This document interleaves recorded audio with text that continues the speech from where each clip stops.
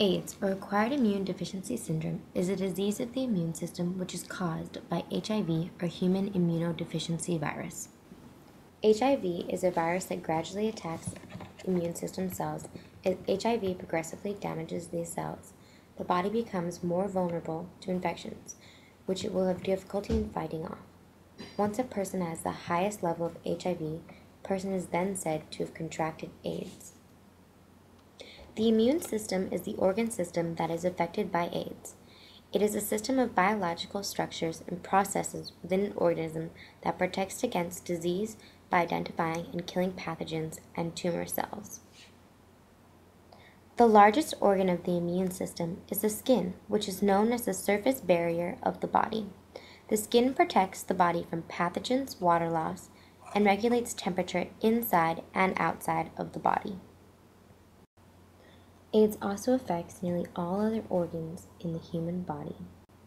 One common infection that is caused by a high amount of HIV cells in the body is known as pneumocystis pneumonia, or PCP, which is found in the lungs. It is a more severe case of pneumonia. It is an abnormal inflammatory condition of the lungs. Esophagitis is another common infection that happens to individuals that are affected by high amounts of HIV cells. Esophagitis is an inflammation of the lining of the lower end of the esophagus and is classified as a gastrointestinal infection in the human body. How HIV is transmitted. Sexual contact, particularly anal intercourse, but also through vaginal intercourse and oral sex. Contaminated needles, like intravenous drug use, injection of anabolic steroids, accidental needle stick in medical settings, during birth from infected mothers, breast milk from infected mothers, and receiving infected blood or other tissue. How HIV is not transmitted. Casual contact such as social kissing, hugging, and handshakes. Objects like toilet seats, deodorant sticks, and doorknobs. Mosquitoes, sneezing and coughing. Sharing food, swimming in the same water, and donating blood.